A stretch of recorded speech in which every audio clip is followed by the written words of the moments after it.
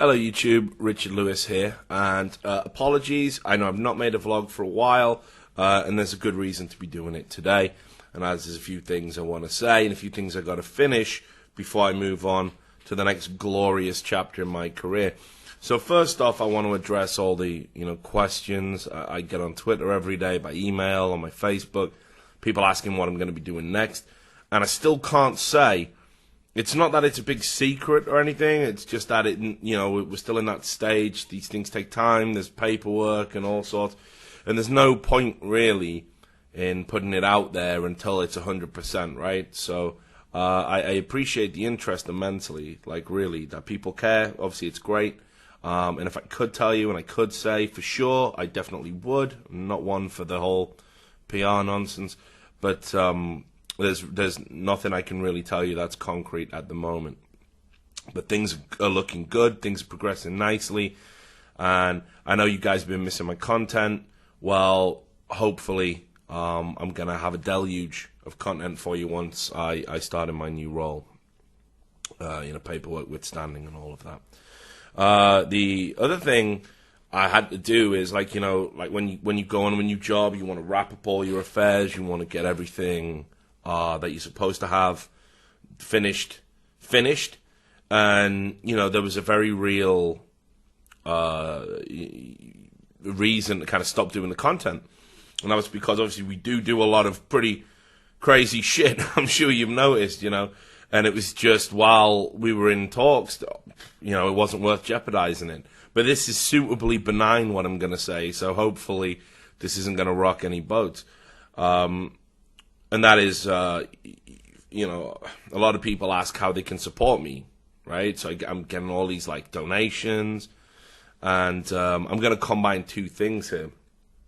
And one is that I absolutely must repay a debt to a friend, and do right by that guy. And the other thing is, just telling you about the donations. Money, not an issue, man. I love the fact that you guys would dig deep into your pockets. I'm not even joking. But if you've noticed, I've always said, give it a charity, give it to somebody that needs it. I've been making crazy money the last couple of years, and that hasn't always been the case. Hell, I'd have bit your hand off for some of the donations about 5 years ago when I was struggling to eat and I had holes in my shoes or whatever. But not now. This money is it's great. I can spend it on beer and partying or whatever, but I don't need it, right? And I know you guys out there, you work jobs, you work hard for that, so you should keep it or put it towards somebody that does need it if you're feeling generous. It puts obviously someone in a weird position, because I don't want to give it back. It seems like an asshole thing to do, but I don't want to accept it. It puts you in this weird slot, and I got guys who are big donators, and they know who they are, and I'm touched beyond, anything. It's a big thing for me, and some of the guys, they insist, right? Like I say to them, can I return some of this at least, because it's too much. And people say, I got one guy, he works on a factory assembly line, and he listens to all my podcasts and shit while he's working, and he says he'd quit his job and go crazy if it wasn't for me. So it's a big responsibility, and it does mean a lot. But here's what I'd rather you did, because there's somebody you can support, right? Somebody who doesn't have the platform that I do yet, but someone who deserves support, someone who deserves recognition for their work, right?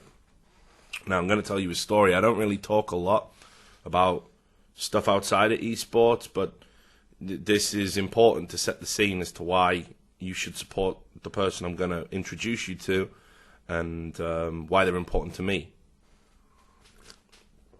So when I went to university, I had a rough idea that I wanted to be a writer. I knew I wanted to be a writer. Fiction, primarily, which is the highest form of writing, and don't let anybody tell you different. But I think journalism is a vague possibility. But while I was at university, I used to do a creative writing class with a great lecturer who was a published playwright called Dick Edwards, top guy. And you know, I knew my shit was righteous, right? I used to sit in that class and I used to just rule that fucking roost, right? Like, I'm not even blowing my own trumpet, you know? There used to be this thing you had to do, which was at the end of every exercise, you had to read what you'd written out, and I was just fucking, you know, just killing it, right? Like, I was real good. Anyway, then this guy came in when we were doing, like, advanced creative writing or whatever the fuck it was. I'd never seen this guy before. And when it came round to reading, oh shit, this guy was fucking unreal. I was like, motherfucker. I thought it was a fluke, like, you know what I mean? Must have had that one saved up. Next week, seminar, same shit. Next week, this guy's just fucking killing it. Like, there's competition in the fucking class. And, like, secretly, obviously, I'm a little bit like, motherfucker, because that was my thing, right? But, okay, there's room for two. So I get to know this guy. And, he's just phenomenally fucking talented. Like, no matter what we have to write about, he can just blast it out. And it just shits on anything, like, that's ever been written. Like, it's just, like, real high-end writing. So it even got to the stage where me and this guy and Dick Edwards, the lecturer, we'd all just fuck off to the pub, right? And we'd have a few pints, quickly scribble some shit down, and then come and read it. And we'd just fucking knock it out the park, you know? So I knew this guy, like, you know, from obviously from class, but we weren't kind of friends, you know, like, we just knew each other from that class. Like, you all have people like that, you know, this guy, you know, you recognize the face, maybe you share notes or some shit. So that was where we were. Anyway, this guy's called Gareth Wood, right? Gareth John Wood. And we see each other around, but, you know, it's just a, you know, you all right, mate? Yeah, so, anyway, one night I'm coming out of a bar, and I've had a few drinks, and I don't know what it's about, you know, South Wales, so it's like fucking gangland, right? So I'm coming out of a bar, and three guys jump me. I'm a big guy back then, like, you know, I'm big now, but, like, I've gone a bit soft, you know? But I used to be fucking big. So I was all right with it. Like, I was doing okay. I was handling my own. But, yeah, I'm still, you know, while you're concentrating on one, you're getting fucked up by the other two. One of these guys, I don't know what he brought, but it was like a bike chain. Like, the lamest weapon ever. And he's just whipping me across the back, and it's, like, tearing me up. I think I still got some scars now.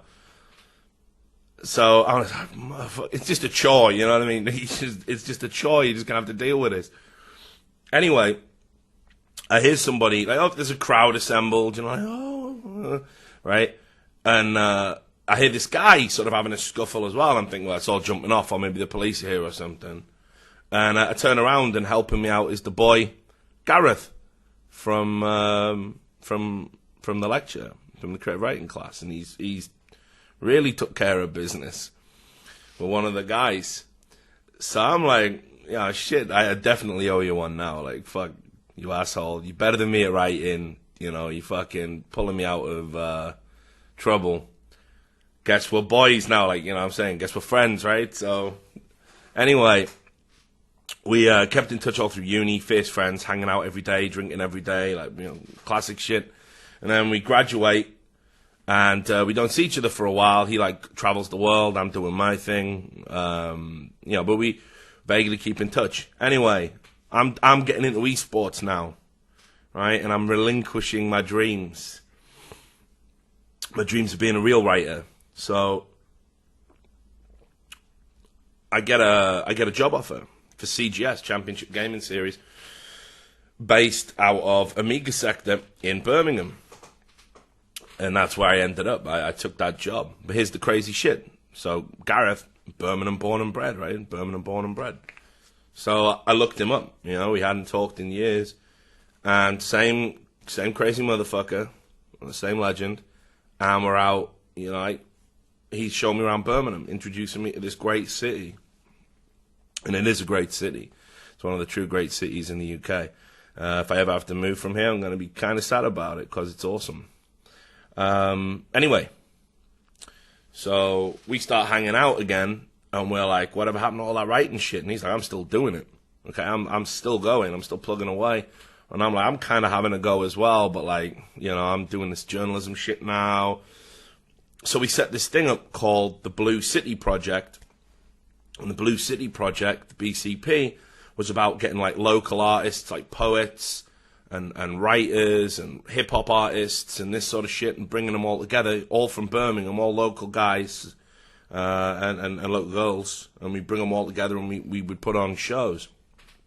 And we did this in a few bars, and we travelled around, and I was doing like a combination of like stand-up and poetry, and G was just killing it. Like his shit was just unreal. Like his poetry was just unreal. Not like that embarrassing slam poetry shit you see on YouTube, just like fucking real Bukowski shit. And we got a residency. We got a fucking residency at a place called the Yardbird, the oldest jazz club that was still standing in Birmingham. They're moving it now and knocking down the building, which is a fucking goddamn tragedy that's happening. But anyway, and we would just host once a week. We would just host these sick fucking shows. We organized everything, you know. And we lost that residency after an incident, because the parties used to get a little bit wild. You know, they were paying us in free liquor.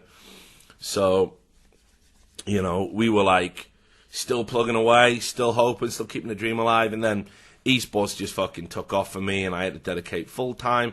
And, you know, writing don't pay the bills. It never pays the bills. So G had to fucking do a menial job and just straight hating that shit. We never fucking gave up. I stopped writing poetry and I stopped writing fiction, and I'm just writing about, and this player can get 5 headshots, and, you know, like just completely eroding my own fucking talent for cash. He kept going. So he's doing this menial job. And I say menial, you know what I mean, just some fucking bumfuck office job, like the kind that just doesn't nourish you creatively, you know. And he's literally like doing 2 jobs at once, because every time he's got spare time, you know, people will be looking over, oh, Gareth, have you written the reports? And he's typing away, yeah, they'll be with you in a minute. He's writing a 1,500 word fucking masterpiece, short story, or a poem, and he's getting the reports done as well, otherwise he'd get fucking fired, right? But he's just writing every day, constantly plugging away, like never gave up, never stopped. So last year, things just fucking turned on a dime, you know, like, and he got a book deal. He actually got a fucking publisher to pick up his book. And it was like the biggest fucking deal for me, man, because like I don't feel that like I've necessarily achieved the true measure of success that I wanted. Like I'm happy with everything. But like this, like for one of us, you know, like one of these working class guys to fucking get this fucking book deal, like I'm just blown away, like so fucking happy about it. And after everything we went through and how long I've known him, like I've known this guy almost 20 years now. You know, that's some crazy shit to think about. And he finally got it. But here's the thing, like all book deals, it's all dependent on fucking, you know, sales and metrics and all of that horse shit. And, yeah, so I wanted to, like, use my platform to kind of, like, you know, signal his shit. And all the people who fucking want to support me, I don't want you to support me. I'd much rather you supported this guy. Because after everything we went through and how close we are, if there's anything I can do with all of this, it's to get him some fucking attention. And I ain't just saying it because we're friends. This guy is fucking unbelievable. I'm convinced he's the best living writer in the UK. 100%. His stuff's just disgustingly good. And fucking, you know, when you want to be as good as that, right? Or you always thought you would, you know, #1 kid on the block. It's fucking tough. If he wasn't such a likable asshole, I'd probably hate him. But he's unbelievably talented. So the books, here's this one. This is G.J. Wood, The Master's Marionette. This is like a horror thing. And he had a compilation of short stories as well called Screaming Blue City Murder. And what's cool about this is this cover work. We got a friend called Steve, a mutual friend, and he was also in the BCP. He used to do the Blue City Project. He used to knock up all the flyers. And this is from Birmingham. He would go out and he would film, take photos of interesting buildings and shit. His photography is a fucking knockout. And again, work's just a blue-collar job, you know, just same as all of us. Anyway, so that's Screaming Blue City Murder. And just to give you an idea about what they're like, The Master's Marionettes is like a horror thing, but like not a like OTT horror thing, and obviously there's like some sort of social commentary in there. For me, I always have the short stories. G knows that I say this shit. The short stories are fucking unreal. Like I grew up on like the Twilight Zone. You can see that on other videos in this channel. And it's all like really clever short stories with a twist and social commentary and shit. Real fucking smart. And they're just quality, just real quality. Now, I'll read you a brief extract so you can see what I'm talking about. And I ain't done a reading for a while, so apologies if this is shit and I don't do the work justice. But this is the front page of the Masters Marionettes. And it's got a killer opening line. It's about a character called Boyd Shingles. Anyway. Boyd Shingles' balls hurt. They always did when he was wound up, and he had to be immensely annoyed for them to really throb like they were today, for the pain to busy itself like a dozen evil fingers, all poking at the meat like they were checking for ripeness. Shingles pulled the car over at the lay-by near to Hasluck's Woods and eyed the snack van next to the portable toilets. Perhaps a coffee might help settle the nerves. Before he could even consider the short walk over there, he'd have to at least let his tender crotch rest up a while. He opened the door and turned outwards, the soles of his most formal shoes treading the grit and sounding amongst the relative silence of the sporadic traffic like invisible mouths, chewing the marrowbone from their sheared limbs of their lunch, the crunch and muffled munching pleasing his ears momentarily. She's right. Shingles mumbled it gloomily as he shook new beads of sweat from his greying brow. She was bang on the entire time. Bloody cow. For Shingles, sometime entrepreneur and generally unenlightened businessman, admitting Cheryl was correct about anything pertaining to his professional endeavours was as galling as a dressing down by the school teachers of his youth. The way he saw it, he was the business brain, and she, his wife of 16 atypical years, was better off flitting around with her charitable causes and sad case sympathies than spending her time second-guessing his investments. 30 fucking years, Shay, boomed at the time of the purchase. I know a good bloody deal when I see one. Christ. All right, darling, she said in that way that really says, suit yourself, dickhead. It's your money down the pisser. Anyway, great read. Both awesome books, well worth your time. Links down in the bottom. And that's it, right? Like, straight up, if you're going to put any money towards me, do not go and buy this guy's book, even if you don't fucking like it. You know, you were going to give it to me anyway, and I was just going to piss it against the wall drinking. This is a much better investment. Anybody who buys this book is going to fucking like it. And that's pretty much all I got to say about it. So you should look after this guy. Another thing, he'd be knocked out because I think the publishing company, which is called Kensington Gore Publishing, I think they're like, you know, you got to go on Twitter and hawk your shit, right? Now, I've seen a lot of these things in my Twitter feed when people try and sell books and shit, and it's like, it is pretty embarrassing. And Gareth's like just not into that shit like me, like we don't like to shill. So, if you read some of his tweets about him selling his book, they're unreal. Like, there's one where it's like, Gareth Wood was found distended and broken between two glory holes. He is survived by his ugly kids. Buying this book will help. That's the sort of shit he's doing. So he's a righteous guy. You can follow him at Twitter. It's at GJWoodAuthor, at GJWoodAuthor. Again, that'll be in the description. And just to give you some final things, big announcement soon. We're still going to be recording the Richard Lewis show from my little home setup here, but we are hoping to take it to a studio one way or another real soon.